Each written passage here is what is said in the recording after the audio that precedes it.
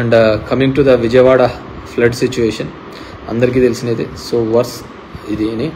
కానీ నిన్న ఎక్కడో స్పీచ్లో చూస్తూ పవన్ కళ్యాణ్ గారు జగన్మోహన్ రెడ్డి ₹1 ఎక్కడా అని చెప్పేసి అనడం జరిగింది. జగన్మోహన్ రెడ్డి గారు ₹1 పార్టీ తరఫున సాయానికి అందిస్తాము అన్నారు. సరే, ఆయన ఏం సాయం చేస్తున్నాడు, ఏం చేస్తున్నాడు అనేది, విజయవాడలో ఏ విధంగా అందించింది వైఎస్ఆర్ పార్టీ అనేది దాంట్లో లెక్కాసారా.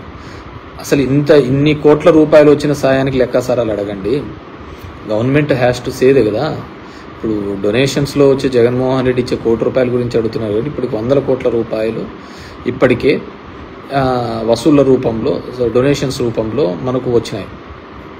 డొనేషన్స్ రూపంలో వచ్చినప్పుడు కేవలం జగన్మోహన్ రెడ్డి ఏం ఖర్చు పెట్టినాడు అనేది ఆయన చెప్తాడు. ఎక్కడ పెట్టినాడు, ఏంది పెట్టినారు, పార్టీ ఏం చేసింది అనేది అందరికీ తెలిసినది.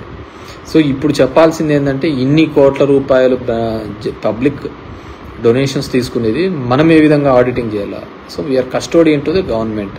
సో గవర్నమెంట్కి వచ్చే ప్రతి రూపాయి కూడా ఏ విధంగా ఖర్చు పెడుతున్నాం చెప్పాల్సిన బాధ్యత ప్రభుత్వం ఉంది. సో కాబట్టి పవన్ కళ్యాణ్ గారు చంద్రబాబుని ఆ క్వశ్చన్ అడిగితే బాగుంటుందనేది నా ఫీలింగ్. ఇచ్చిన డొనేషన్స్ కూడా ప్రాపర్గా గ్రౌండ్ లెవెల్లోకి వెళ్ళినట్టు ఉంటుంది. ఎందుకంటే మేము చూసినాం లాస్ట్ టైం, నేను ఒకసారి కర్నూలు 2010 అనుకుంటా, కర్నూలు శ్రీశైలం ఏరియా అంతా ఫ్లడ్డింగ్స్ వచ్చినప్పుడు మేమంతా కూడా కలెక్షన్ చేసుకొని పోయి మా ధర్మవరంలో ఉన్న పబ్లిక్ అంతాతో కూడా తీసుకొని పోయి ఆత్మకూరు కాన్స్టిట్యున్సీలో అనుకుంటా మండలంలో అనుకుంటా పోయి డొనేషన్ ఇచ్చినప్పుడు ఏరాస్ ప్రతాప్ రెడ్డి ఎమ్మెల్యేగా ఉండేవాళ్ళు. అక్కడికి ఏ అవసరమో వాళ్ళకి ఇవ్వడం జరిగింది.